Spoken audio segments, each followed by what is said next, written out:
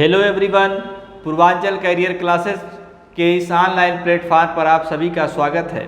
दोस्तों, हम सीटेट की श्रृंखला को लेकर के आगे बढ़ रहे हैं। आज उसी की अगली कड़ी में हमारा जो अगला प्रैक्टिस सेट है, आइए हम उस पर चर्चा करते हैं। तो आज के क्लास की शुरुआत हम मोटिवेशन कोट से करते हैं कि कामयाबी के सफ़र में धूप बड़ी काम आई, छाँव अगर होती तो हम कब के सो गए होते।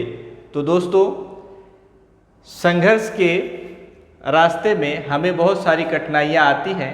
हमें थक और हार करके बैठना नहीं है, बल्कि निरंतर हमें प्रयासरत रहना है जो है, ताकि हमको सफलता की उन बुलंदियों को पा सकें। आइए तो उसी के साथ आज हम अपना पहला प्रश्न आपके सामने प्रस्तुत कर रहे हैं। आइए देखते हैं, निम्नलिखित में से कौन सा कथन गणित के पाठ्यक्रम निर्माण को अच्छी तरह से नहीं दर्शाता। तो गणित का पाठ्यक्रम जो है कि गणित का पाठ्यक्रम कैसे निर्माण किया जाए, तो मैंने आपको बताया है कि गणित के पाठ्यक्रम को निर्माण करते समय सबसे पहले हम कुछ बातों को ध्यान में रखेंगे। पहली बात यह है कि गणित को हम सरल से कठिन की ओर उसके पाठ्यक्रम को बनाएंगे। दूसरी बात, हम गणित के पाठ्यक्रम को जिस कक्षा के विद्यार्थियों के लिए बना रहे हैं उनके रुचि और अभिरुचि को ध्यान में रख कर के बनाएंगे।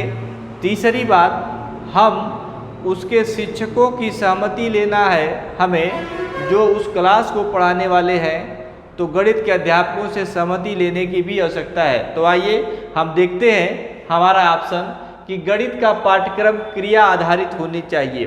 गणित का पाठ्यक्रम क्रिया आधारित होने का मतलब यह है कि जो गणित हम पढ़ रहे हैं वह करके सीखने वाला होना चाहिए। इसका मतलब ये हुआ कि हम खेल विधि से गणित का पाठ्यक्रम बनाएं। जैसे 2 बॉक्स रख देते हैं, एक में 3 पेन ऐसे रखते हैं और दूसरे में 2 पेन रखते हैं। तो दोनों को जोड़ने को बच्चों को कहते हैं, तो बच्चे जोड़ करके बताते हैं कि इस टोकरी में 3 है, उस टोकरी में 2 है।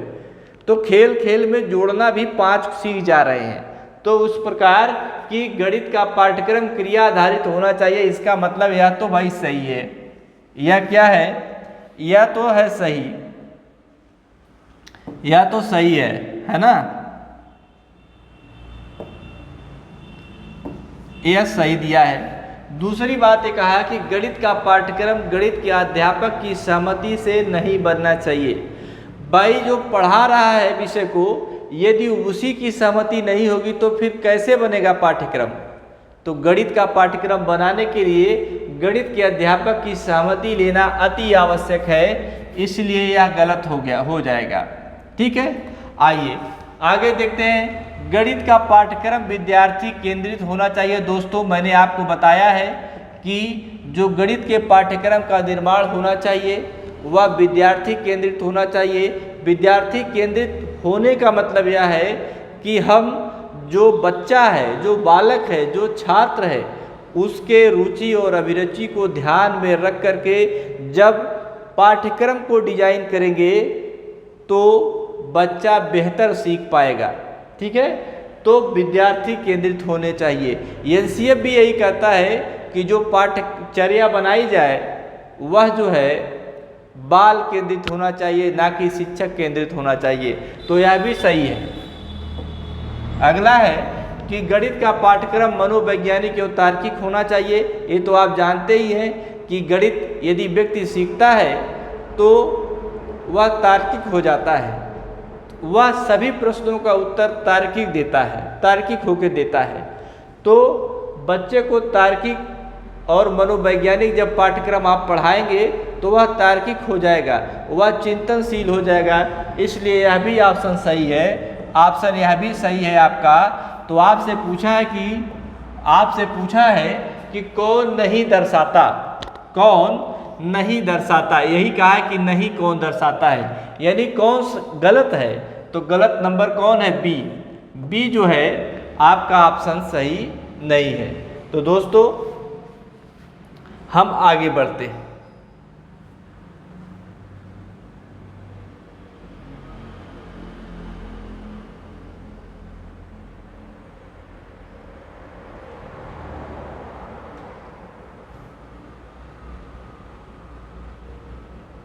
आइए,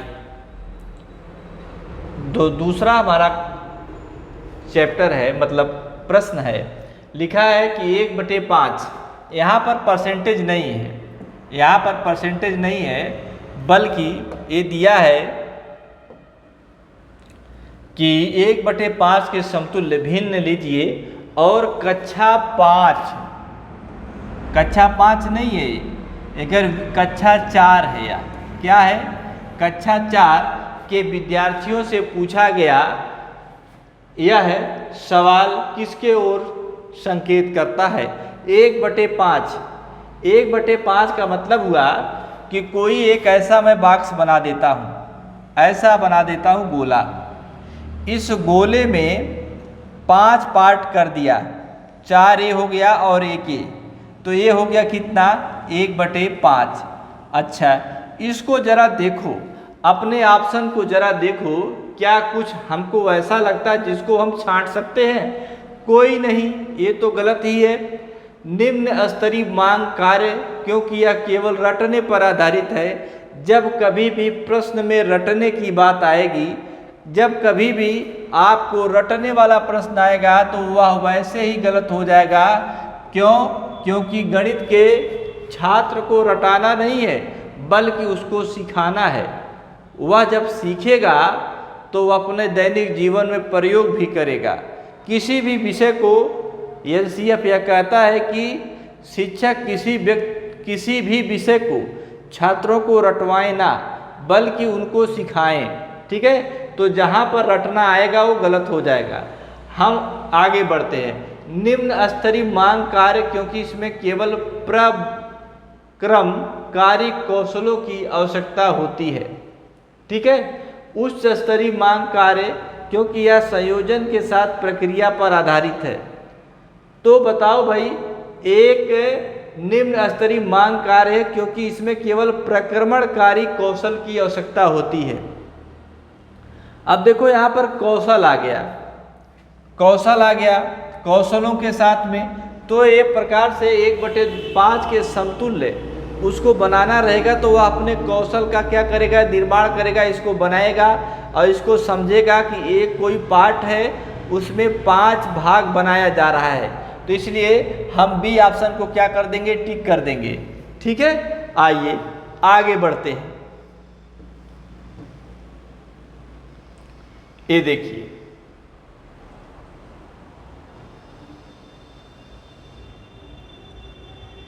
देखिए, हमारा प्रश्न है कि किस प्रकार के मूल्यांकन का मुख्य अभिप्राय विद्यार्थियों को फीडबैक देना है। तो फीडबैक का मतलब क्या होता है? अभिप्राय विद्यार्थियों को फीडबैक देना है।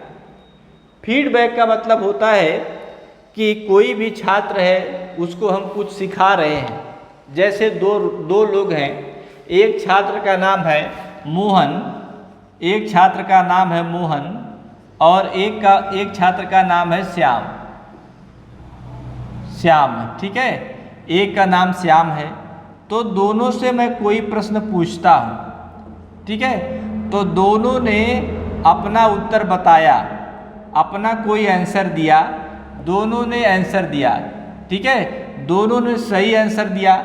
तो जब दोनों ने सही आंसर दिया तो मान लीजिए तो मैं क्या कर पाऊंगा, लेकिन इसमें एक सही उत्तर दे रहा है और एक गलत उत्तर दे रहा है। ठीक है, एक गलत उत्तर दे रहा है और एक क्या दे रहा है, सही उत्तर दे रहा है।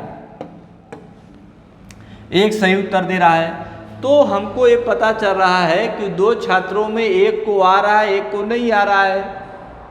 ठीक है, तो हम क्या करेंगे, निदान करेंगे। जिस बच्चे को नहीं आ रहा है उसकी समस्या का क्या करेंगे, निदान करेंगे। इसका मतलब है निदानात्मक मूल्यांकन करना होगा। निदान का मतलब हुआ कि मैंने पूछा कि भाई 5 और 3 जोड़ो, तो मोहन ने जोड़ दिया, 5 + 3 कर दिया, 8 आ गया। लेकिन श्याम से कहा कि 5 और 3 जोड़ो, तो श्याम जोड़ नहीं पा रहा है। 5 और 3 लिख तो ले रहा है लेकिन वह जोड़ नहीं पा रहा है। 5 - 3 कर दिया। तो मैं उसकी समस्या समझ गया कि जो श्याम है इसको गणित की संक्रियाओं की जानकारी नहीं है, कौन गुणा है कौन भाग है, यानी उसके चिन्ह की जानकारी उसको नहीं है। मैं उसकी समस्या का क्या करूँगा, निदान करूँगा। फीडबैक का मतलब यही होता है। तो ऑप्शन नंबर बी इसका क्या हो जाएगा, करेक्ट आंसर हो जाएगा। ठीक, आइए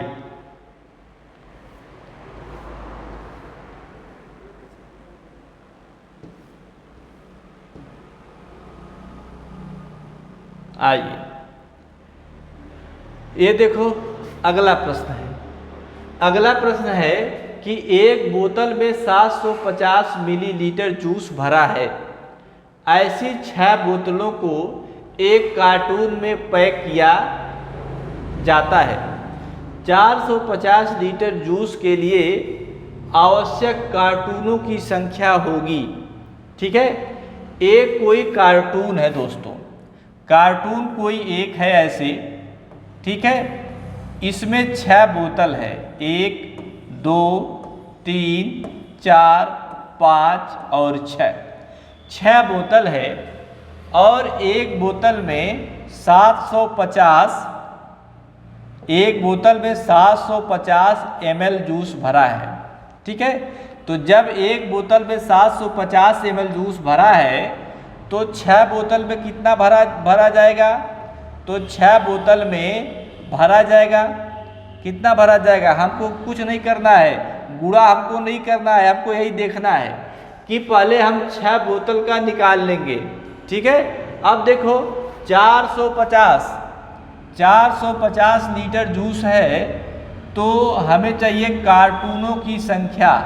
क्या चाहिए भाई, कार्टूनों की संख्या चाहिए, कार्टूनों की संख्या चाहिए। तो देखो हमें 450 लीटर लिख लिया। 1000 ml बराबर 1 लीटर होता है। 1 लीटर बराबर, आप सभी लोग जानते हो, 1 लीटर बराबर होता है 1000 ml। ठीक है, ml होता है मिलीलीटर। इसलिए जो 450 लीटर है इसको क्या करेंगे हम, ml में बनाएंगे, मिलीलीटर में। यानी 450 गुणे क्या हो जाएगा, 1000 हो जाएगा, बटे। अब देखो 750 ml इधर है और एक बोतल है, कितनी बोतलें हैं, 6 बोतलें हैं। अब इसका भाग दे दो। देखो 25, 1 0 से 1 0 कट गया, 25 तिया 75, 25 चौकुआ कितना 100, 2 तिहाई 6, 2 दूनी कितना 4, 3 इकन्ना में 3, 3 पचे 15, 150। यहाँ पर कितना आया, 15 दूनी 30। नहीं भाई, देखो जरा फिर से,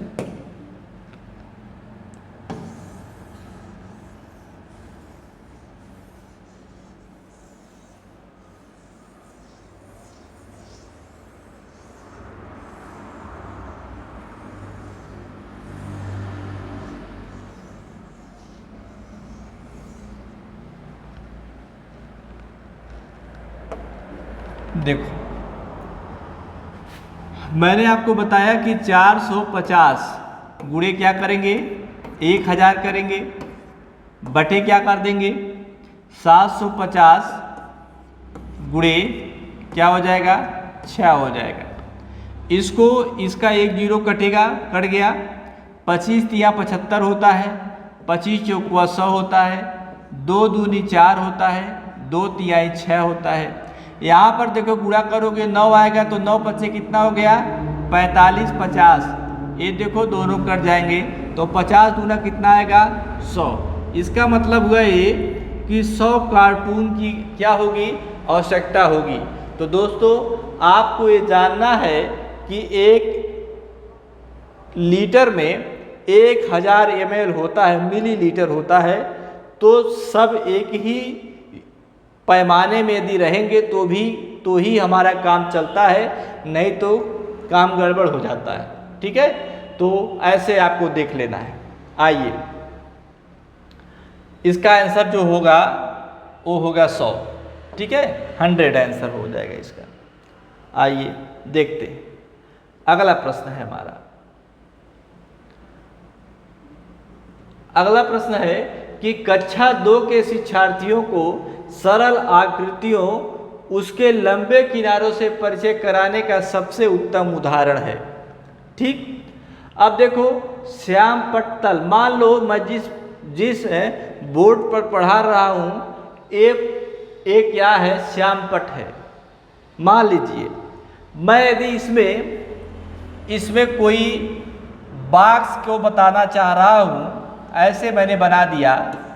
ठीक है, ऐसे मैंने बना दिया, मान लीजिए एक घन है, मैंने बना दिया। और एक कोई मैं गोलाकार वस्तु लेता हूँ, गोला ऐसे बना दिया, गोला बना दिया। ठीक है, तो बच्चों को मैं बताता हूँ तो लोग देख के ये जान पाते हैं कि गोल है। लेकिन कक्षा 2 के विद्यार्थी इतने सेंसिटिव नहीं होते, इतनी उनकी जानकारी नहीं होती कि गोल क्या है, ये क्या है, वो क्या है। तो ऐसा कोई चीज़ लाया जाए जिसको वो बना करके छू करके जान पाएँ। छू करके जान पाएंगे तो वो जान जाएंगे कि कौन गोल है, कौन कैसा है, मतलब उसकी आकृति के बारे में वो जान जाएंगे। ठीक, तो देखो ग्लोब का संबंध भूगोल से है, लेकिन हम पढ़ रहे हैं मैथ की क्लास है, मैथमेटिक्स की क्लास है, तो ग्लोब तो भाई होगा नहीं, ग्लोब नहीं होगा, किसी ग्लोब होगा नहीं, श्यामपट्ट होगा नहीं, होगा कौन, जियो बोर्ड। यदि कक्षा 2 के छात्रों को हमको आकृतियों के बारे में बताना है तो जियो बोर्ड की सहायता से हम आकृतियों को क्या करेंगे, बताएंगे। आइए अगला जो है बात करते हैं।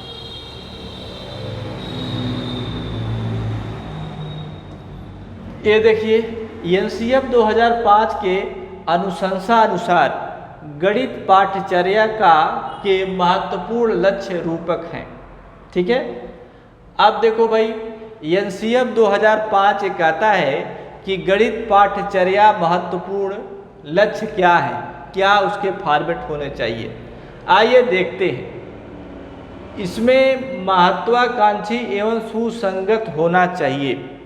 आप जानते हैं जब हम गणित पढ़ते हैं या हम किसी विषय को पढ़ते हैं तो उसका जो पाठ्यचर्या का निर्माण किया जाता है उसे सुसंगत होना चाहिए, सुसंगत होना चाहिए, सुव्यवस्थित होना चाहिए, क्रमबद्ध होना चाहिए। इसका मतलब है कि पाठ्यक्रम जो होना चाहिए वह वैज्ञानिक होना चाहिए। गणित विज्ञान जैसी ही भाषा है, आप जानते भी हो कि उसमें एक दूसरे से जुड़ाव रहता है, एक दूसरे से कनेक्टिविटी रहती है। आप प्लस माइनस गुणा भाग ये सब यदि पढ़ते हो तो वो अगली कक्षाओं में भी उसी को ही पढ़ना पड़ता है, केवल थोड़ा फॉर्मेट बदल जाता है। इसका मतलब ये हुआ कि सुसंगत की बात आ गई तो सुसंगत का मतलब होता है सुव्यवस्थित, क्रमबद्ध जो है। तो गणित का पहला जो ऑप्शन है पाठ्यचर्या के अनुरूप मुझे लगता है कि यह क्या है, सही है। जो पहला ऑप्शन दिया है वो क्या है, सही है। दूसरा ये कहा है कि जो क्रियाकलाप पर केंद्रित होना चाहिए। मैंने आपको बताया कि जो गणित का पाठ्यक्रम होना चाहिए वह छात्रों को करके सिखाने वाला होना चाहिए, इसीलिए लिखा है क्रियाकलाप। जब क्रियाकलाप की बात आ जाएगी तो आप क्या करेंगे, क्रियाकलाप का मतलब होता है करके सीखना, करके सीखने की बात हो रही है, यहाँ पर करके सीखने की बात हो रही है, तो आप इसको भी क्या कर देंगे, राइट कर देंगे। अब देखो, अब कहा है कि सूत्रों के ज्ञान पर बल देना होगा। अब एक बार कह रहा है कि करके सीखना होगा, एक बार कह रहा है कि सूत्रों पर बल देना होगा। एनसीएफ 2005 एक कतई नहीं कहता कि आप याद रटो, सूत्र को तो रटना ही नहीं पड़ेगा, रटना नहीं है, सूत्रों को याद, सूत्रों को बल देने वाला होना नहीं चाहिए। ठीक है, यानी इसका मतलब है रटना तो हमें एकदम बिल्कुल नहीं। अब आ जाओ, ये ऑप्शन नंबर डी है, ऑप्शन नंबर डी जिसमें है वह गलत हो जाएगा। इसमें सभी सही है, सभी सही में तो डी भी सही होगा, ए भी गलत। अब 50-50 का मामला बचा है। मामला ये बचा, इसमें से अधिक संख्या में योगात्मक आकलन को सम्मिलित करना चाहिए। योगात्मक आकलन को सम्मिलित करना चाहिए ज़्यादा से ज़्यादा। तो ज़्यादा से ज़्यादा योगात्मक आकलन को सम्मिलित करोगे तो ज़्यादा से ज़्यादा रटवाना पड़ेगा। ज़्यादा हमको रटवाना नहीं है, इसलिए यह भी क्या हो जाएगा बच्चे, गलत हो जाएगा। तो हमारा जो ऑप्शन होगा केवल सही क्या दिख रहा है, ए और बी। ए और बी केवल हमको क्या दिख रहा है, सही दिख रहा है। ठीक, आइए आगे बढ़ते हैं। ये दिया है कि कक्षा में मूल्यांकन का मुख्य उद्देश्य क्या होता है। कक्षा में मूल्यांकन का मुख्य उद्देश्य क्या होना चाहिए। देखिए, बच्चे कक्षा में नियमित आए। मूल्यांकन का कक्षा में आने जाने से कोई मतलब नहीं। ठीक है, मूल्यांकन करोगे भी तो छात्र कक्षा में आएगा कि नहीं आएगा, वह जो है अपने गार्जियन के ऊपर डिपेंड करता है, वह उसकी मर्जी है स्वयं की। जिस दिन उसको नहीं आने का मन होगा नहीं आएगा। ठीक है, तो ऐसा नहीं है, कोई कॉन्सेप्ट नहीं है, लेकिन ये हमें सही नहीं लग रहा है कि बच्चे कक्षा में नियमित रहें। मूल्यांकन का या कोई उद्देश्य नहीं है। ठीक है, आइए इसको हम गलत काट देते हैं। इसको क्या करते हैं, हम गलत काट देते हैं। बच्चों को विषय ज्ञान में समझ बढ़े। भाई मूल्यांकन करोगे तो बच्चों में जान पाओगे कि कौन सा बच्चा सीख रहा है कि नहीं सीख रहा है, तो उसका निदान करोगे। जब निदान करोगे तो विषय का ज्ञान बढ़ेगा। लेकिन यह तो सही हमें लग रहा है, लेकिन देखते हैं इससे भी ज़्यादा कोई सही है। आइए देखते हैं। बच्चों का आत्मविश्वास बढ़े। बच्चों का आत्मविश्वास भी मूल्यांकन से बढ़ेगा, क्योंकि जब आप दो छात्रों को क्लास में खड़ा करोगे तो एक छात्र यदि प्रश्न को बता देगा तो उसे आप कहोगे गुड बेटा, गुड, चाबस, तो उसका आत्मविश्वास बढ़ा। लेकिन एक छात्र ऐसा भी है जो पूछोगे तो वो बता नहीं पाएगा, लेकिन उसका तो जो है उसे तो गुड कहोगे नहीं, लेकिन कहोगे क्या, कहोगे कि तुम्हें आता नहीं, तो उसका आत्मविश्वास नहीं बढ़ रहा है।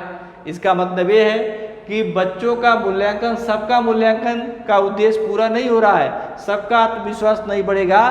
तो अब आइए, बच्चों के तुलनात्मक क्षमता की जानकारी शिक्षक को प्राप्त होगी। मूल्यांकन करेंगे तो सबसे ज़्यादा यही है, मैं यही बताने की कोशिश कर रहा हूँ कि एक बच्चा को आप गुड कह रहे हो, मान लो ये राम है, ये श्याम है। एक बच्चे को आप कह रहे हो कि गुड, आप इस ऑप्शन को बता दिए, इस प्रश्न को आपने बता दिया, और एक बच्चे को कह रहे हो कि तुम्हें आता नहीं, तुम्हें आ नहीं रहा है। ठीक है, तो उसको क्या कर रहे हो, दोनों के बारे में हमको पता चल गया।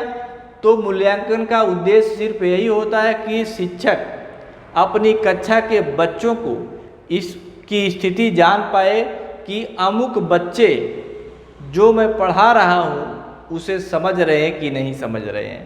तो यही ऑप्शन सबसे ज़्यादा क्या हो जाएगा, सही हो जाएगा। बच्चों के तुलनात्मक क्षमता की जानकारी शिक्षक को प्राप्त हो, ताकि शिक्षक बच्चों के जो कठिनाई है उसको ध्यान में रखकर किसी भी विषय को, गणित विषय को आसानी से समझाए और बच्चों को बताए। ठीक, आइए अब देखो भाई, एक गणित का प्रश्न है, रीजनिंग का, इसको जरा देखो। दे दिया है कि 3:40 पर घंटे और मिनट की सुई के बीच का कोण कितना होगा। तो मैंने इसको बताया है कि जब भी कभी भी ऐसा प्रश्न आएगा तो थीटा बराबर 11/2m माइनस 30h आपको याद करना है। यदि आप इसको याद किए रहोगे तो आपका प्रश्न आसानी से क्या होगा, हल हो जाएगा। आसानी से इसको हल हो जाएगा ये प्रश्न, ठीक है। आइए, यम का मतलब मैंने आपको बताया था मिनट। यम का मतलब क्या बताया था कि मिनट है यम, ठीक। और एच का मतलब मैंने बताया था कि एच क्या है, हावर है, घंटा है, ठीक। अब देखो इसको लिख सकते हो 11/2, यम का मतलब है गुणे 40 माइनस 30, यहाँ पर कितना हो जाएगा 3 हो जाएगा। इसको काटोगे तो 20 आएगा। 10 दूनी 11 दूनी 22, 220 माइनस 90 कर दोगे आप तो कितना आएगा 0, 9 3 12, यानी 130 डिग्री का क्या बनेगा, कोण बनेगा दोस्तों। 130 डिग्री का कोण बनेगा, जो आपका आंसर क्या हो जाएगा, यही है आंसर, ठीक है। यही है आंसर आपका बी वाला। तो जब भी घंटे मिनट की सुई में कोण आपसे पूछा जाएगा तो आप इसको ध्यान में रखेंगे, थीटा बराबर 11/2m माइनस 30h, आप अपने उत्तर की तरफ अग्रसर हो जाएंगे, ठीक। आइए अब देखो, एक प्रश्न यह भी है जो आपसे पूछा गया है, ये सिंपल प्रश्न है। जब कभी भी इस तरह का प्रश्न आएगा उसके साथ x और y ये सब लगे रहेंगे तो आपको कुछ ध्यान ज़्यादा रखना नहीं है, x को x की तरफ लाना है और y को y की तरफ लेके जाना है। आइए देखते हैं। जैसे यहाँ पर दिया है 1.2x इक्वल टू 0.3y, ये दिया है। ये देखो, ये दूसरे बिरादरी के लोग हैं, ये दूसरी बिरादरी के लोग हैं, ठीक है। इनको एक एक तरफ करना, x को इधर लेके आओगे तो x बटे क्या हो जाएगा, y हो जाएगा, बराबर 0.3 इधर है, अब इसको इधर लेके आएंगे तो हो जाएगा 1.2, हो गया। अब देखो, अब इसी को सॉल्व करोगे तो देखो एक अंक के बाद एक, इधर भी एक अंक के बाद दशमलव है तो दशमलव कट जाएगा, दशमलव कट गया तो क्या बचा, 3/12 बचा। और इसको काट दोगे तो 3 के नाम है 3 और 3 चौके कितना 12, इसका मतलब है 1/4, 1/4 आया। देखो दोस्तों, x बटे क्या कर देंगे, y बराबर 1/4, इसका मतलब ये हुआ y का मान 4 आया और x का मान क्या आया, 1 आया। अब आप अपने प्रश्न को हल कर चुके हैं दोस्तों। आइए देखते हैं, y का मान यहाँ पर देखो y माइनस एक्स है, y माइनस एक्स अपान y प्लस एक्स, यही दिया है आपको। तो y का मान 4 आया है और x का मान 1, यहाँ पर 4 + 1 कर दोगे तो 3 बटे कितना आ जाएगा, 5 आ जाएगा। यही आपका क्या हो जाएगा, आंसर हो जाएगा। लेकिन ऐसा आंसर तो हमारे प्रश्न में है नहीं, जब है नहीं तो इसका आंसर हो जाएगा 0.6। 5 से 3 में भाग दे देंगे तो 0. क्या मिल जाएगा, 6 मिल जाएगा। तो यही हमारा आंसर है। देखिए option number D, option number D हमारा क्या है, आंसर है, ठीक। आइए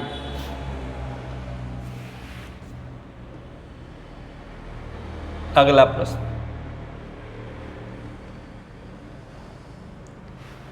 अगला प्रश्न है कि एनसीएफ 2005 की अनुशंसा के अनुसार प्राथमिक विद्यालय का गणित पाठ्यक्रम होना चाहिए।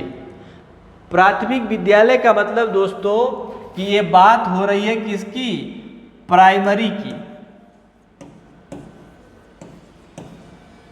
प्राइमरी की बात हो रही है, ठीक है। प्राइमरी में लोग कितने क्लास के लोग पढ़ते हैं, 1 से लेके 5 तक, 1 से लेके 5 तक के बच्चे पढ़ते हैं। अब ऑप्शन पढ़ो, गणितीय संकल्पनाओं में कठोरता देने वाला प्रश्न होना चाहिए। जब कभी भी किसी विषय में कठोरता शब्द आ जाए कठिन शब्द आ जाए, रटने की बात आ जाए, यह सब जैसे आएगा वह गलत हो जाएगा। तो कठोरता वाला होना ही नहीं चाहिए, इसलिए ये तो गलत है, ये एकदम गलत है। ये क्या है? गलत। अब दूसरी बात ये देखिए, कार्य विधिक ज्ञान प्रोसीजरल नॉलेज पर केंद्रित होना चाहिए। प्रोसीजरल नॉलेज पर केंद्रित होना चाहिए। बहरहाल मैं आपको बता रहा हूँ कि अभी मुझे यह समझ में नहीं आ रहा, मैं आपको एक छात्र की तरह पढ़ा रहा हूँ, ठीक है। जो आपको ऑप्शन थोड़ा कन्फ्यूजन क्रिएट करेगा उसको स्किप करके आप आगे बढ़ेंगे, ठीक। अब लिखा है कि छात्रों के प्रतिदिन अनुभवों से संबंधित होना चाहिए, और एक लिखा है कि क्या लिखा प्रश्न,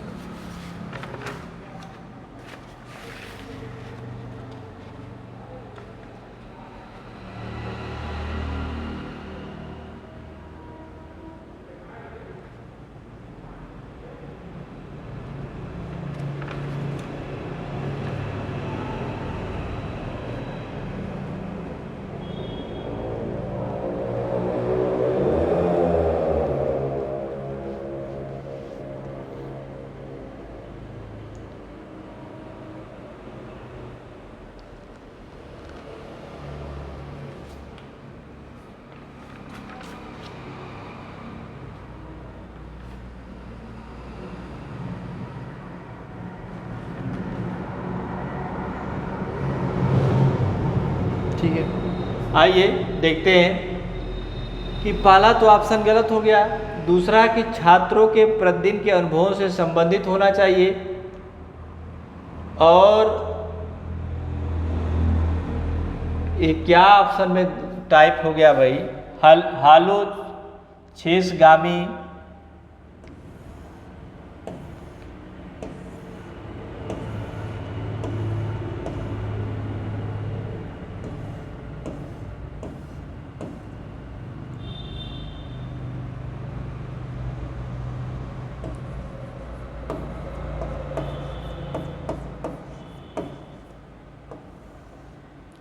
ये क्रियात्मक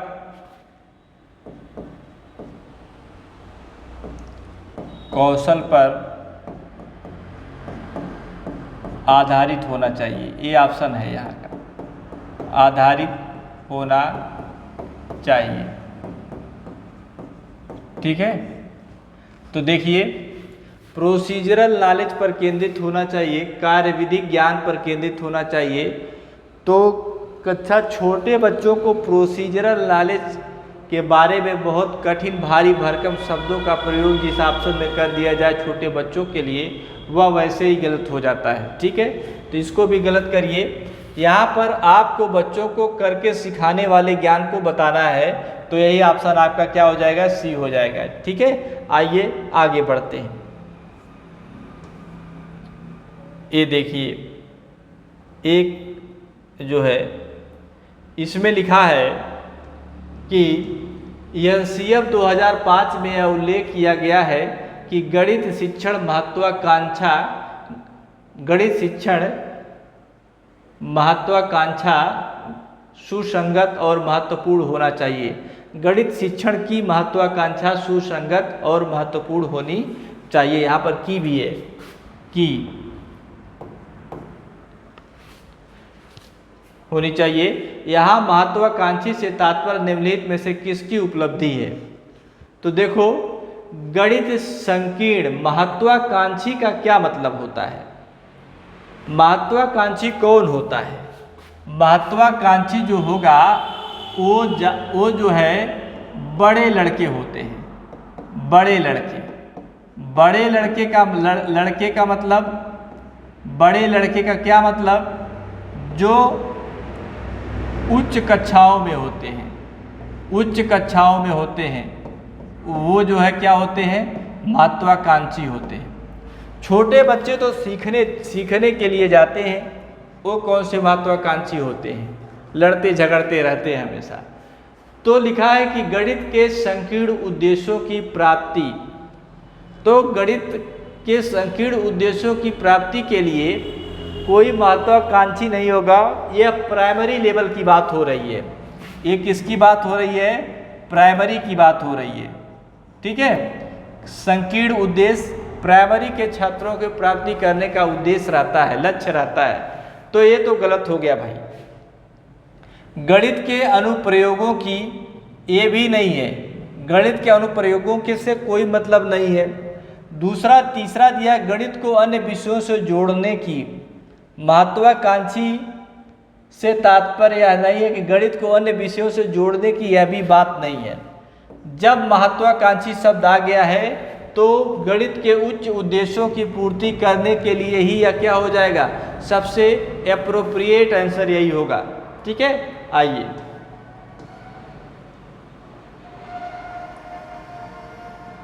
आइए देखते हैं अगला प्रश्न।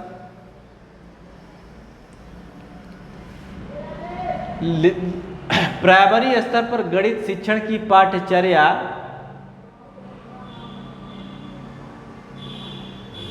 उपेक्षकों से मेल नहीं खाती है। ठीक है, क्या खाती है? मेल नहीं खाती है। किससे मेल नहीं खाती? प्राइमरी की बात हो रही है दोस्तों। मैं आपको सबसे पहले कुछ यहाँ पर मैं पॉइंट लिख देता हूँ ताकि आपको कोई दिक्कत भविष्य में प्राइमरी की बात आए तो आपको ना हो। जब कभी भी प्राइमरी स्तर पर पढ़ने की बात आएगी दोस्तों, यहाँ पर थोड़ा जगह कम है, मैं यहाँ लिख देता हूँ तो आप उसको याद कर लेंगे। आइए देखते हैं। प्राइमरी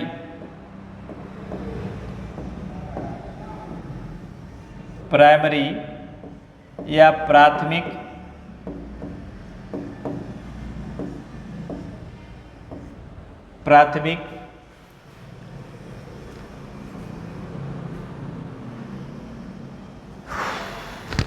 स्तर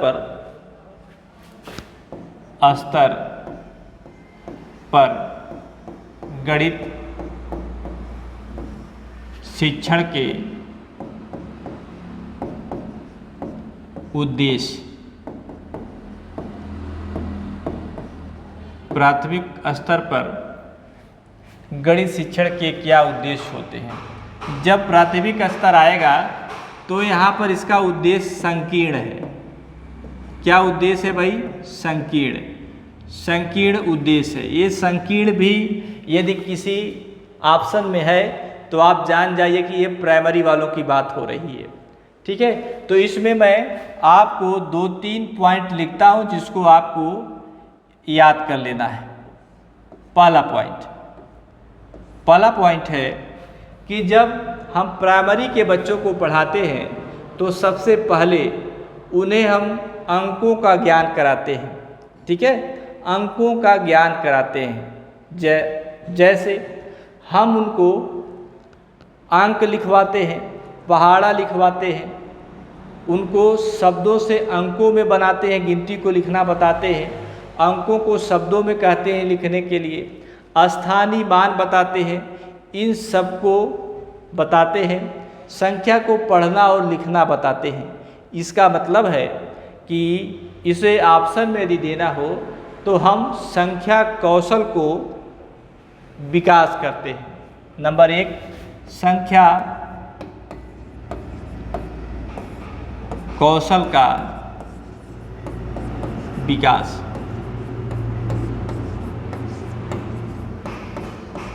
संख्या कौशल का विकास। दूसरा पॉइंट है, अब देखो मैंने लिखा कि संख्या कौशल का विकास क्या है भाई? जब छोटे बच्चों को हम स्कूल ले गए पढ़ने तो उनकी मैडम, उनके टीचर उनको देते हैं नंबर लिखने को, टेबल याद करने को देते हैं।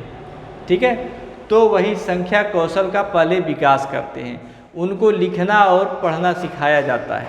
ठीक है, जब वो लिख पढ़ लेते हैं प्राइमरी स्तर पर तो उनको स्थानीय मान, जोड़ घटाना ये सब सिखाया जाता है। ठीक, माप तौल की इकाइयों से भी परिचित करवाया जाता है। माप तौल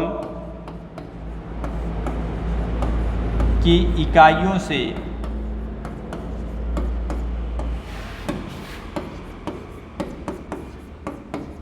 परिचित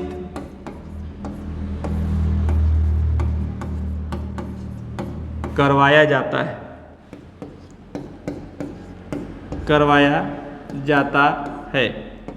तीसरा पॉइंट है माप तौल की इकाइयों से परिचित करवाया जा रहा है। ठीक है, और तीसरा सबसे महत्वपूर्ण पॉइंट है गणित की संक्रियाओं से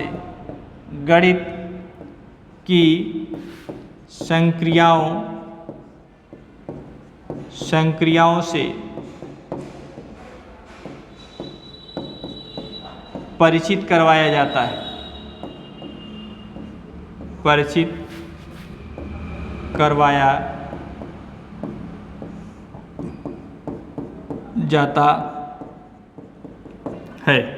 यानी गणित की संक्रियाओं का मतलब होता है उन्हें बताया जाता है कि आप प्लस माइनस गुणा और भाग का चिन्ह देखेंगे और कैसे कहाँ पर इनका यूज करेंगे।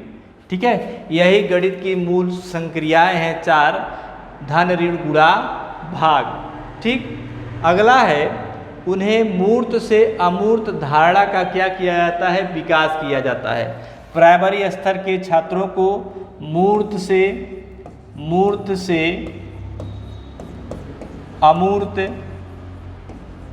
अमूर्त धारणाओं का विकास किया जाता है। दोस्तों, ये है आप प्राइमरी स्तर के गणित शिक्षण का दोस्तों उद्देश्य है।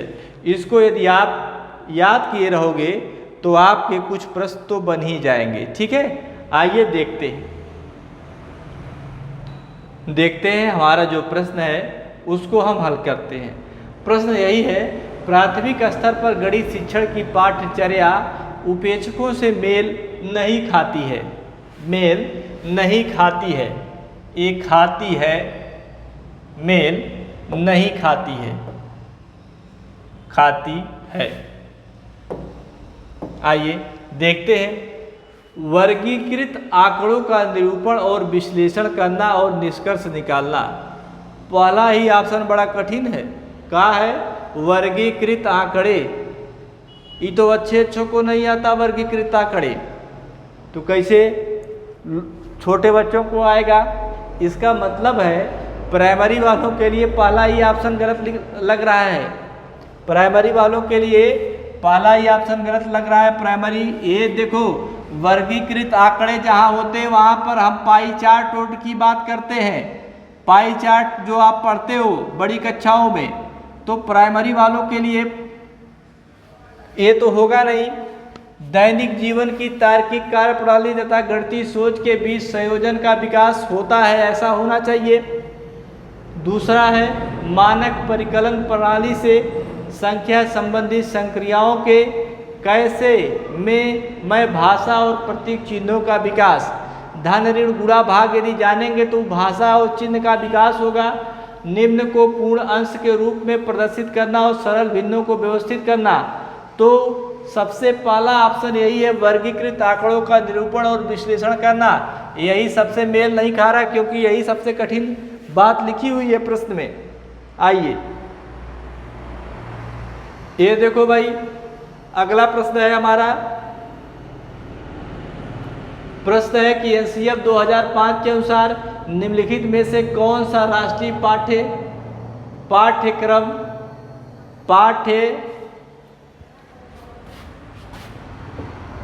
पाठ्यचर्या है।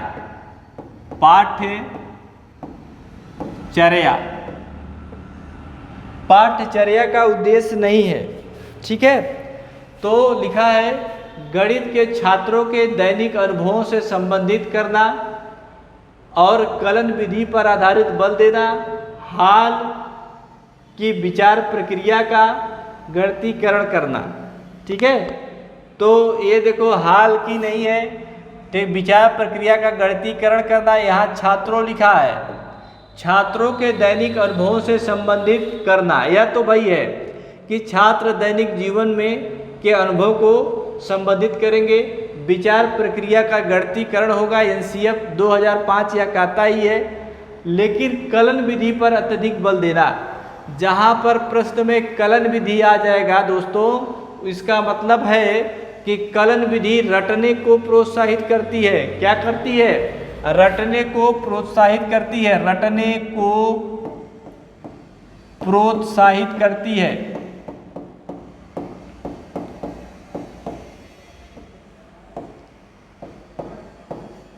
रटने को जब ये प्रोत्साहित करती है तो आप जानते हैं कि एनसीएफ 2005 ये कहता है कि भाई हमको रटवाना नहीं है, जहां पर रटने की बात आएगी वो ऐसे ही खारिज हो जाएगा। इसलिए इसका ऑप्शन कौन होगा? बी होगा। ठीक, आइए ये देखो प्रश्न,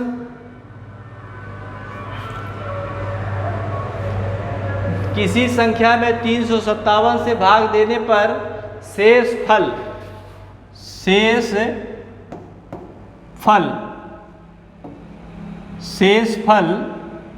जो शेष फल है वो बचता कितना है? 33 बचता है। तो इस संख्या में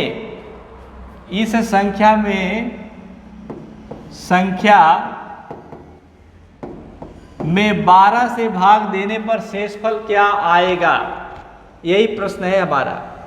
तो दोस्तों जब कभी भी ऐसा प्रश्न आएगा तो आपको दो बातों को ध्यान में रखना है। यदि हमारे प्रश्न के ऑप्शन में नन ऑफ दीज का भी ऑप्शन दिया है तो सबसे पहले 12 से भाग दे करके 357 में भाग देना है। 357 में भाग देना है। यदि 357 पूर्ण रूप से कटता है, 357 पूर्ण रूप से कटता है, देखो यहाँ पर गलत लिखा गया है, यहाँ पर 39 है, यहाँ पर 39 है और यहाँ पर 17 दिया है। ये क्या ऑप्शन ए टाइप करते हैं लोग भाई, यहाँ पर 17 दिया है। इसका मतलब है कि किसी संख्या में 357 से भाग देने पर शेषफल 39 बचता है, तो इस संख्या में 17 से भाग देने पर शेषफल क्या आएगा? यह है। तो मैंने आपको बताया कि जब कभी भी ऑप्शन में नन ऑफ दीज का ऑप्शन आएगा तो आप 17 से भाग पहले 357 में देखेंगे। यदि ये कट जाता है तो भाई मामला ठीक है, तब हमारा उत्तर कोई गिनती में आएगा। यदि नहीं करता तो नन ऑफ दीज का ही टिक मार देना। लेकिन यहाँ पर नन ऑफ दीज नहीं है तो हम क्या करेंगे? हम करेंगे कि 17 लिखेंगे और 39 से क्या करेंगे? 39 में भाग दे देंगे। 17 दूना कितना? 34 आया। आंसर कितना? 5। इसको घटाएंगे तो शेषफल हमारा कितना आएगा? 5 आएगा दोस्तों, 5 आएगा। ठीक, आइए ये देखो,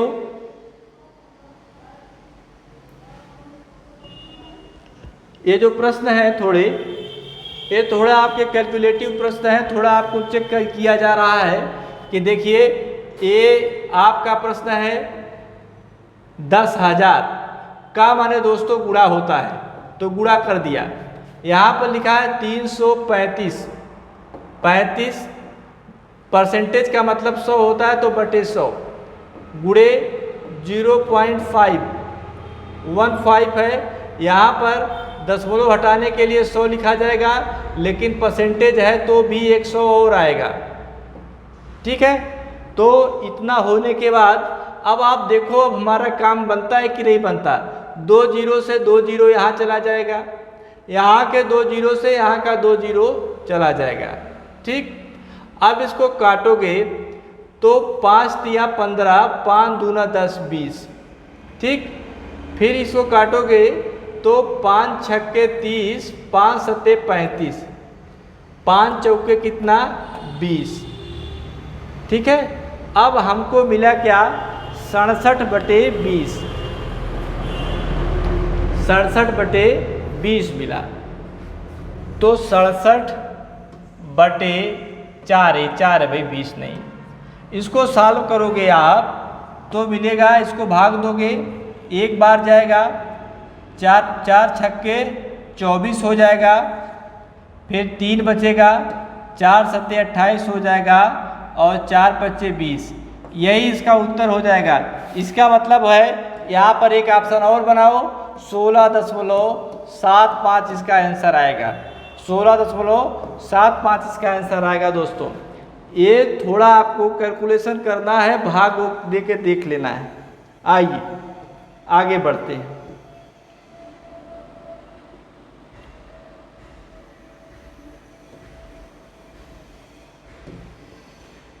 लिखा है कि एएनसीएफ है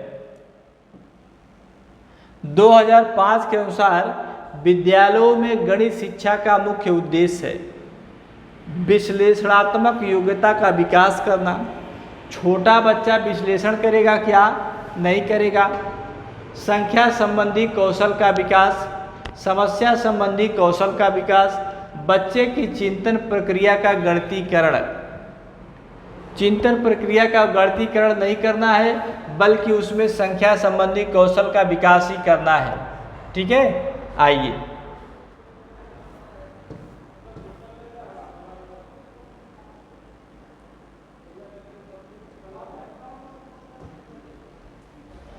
एक अच्छा गणितज्ञ होने के लिए जरूरी है, एक अच्छा गणितज्ञ होने के लिए जरूरी क्या है कि अच्छा गणितज्ञ अधिकतर सूत्रों को याद कराना। जो अच्छा गणितज्ञ होगा वह सूत्र को क्या कराएगा? याद कराएगा क्या? नहीं कराएगा। गलत है।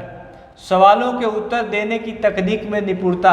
क्या अच्छे टीचर की यही गुण होता है कि वह बहुत तेज प्रश्न को हल कराए, निपुण हो, सभी प्रश्नों को बता दे?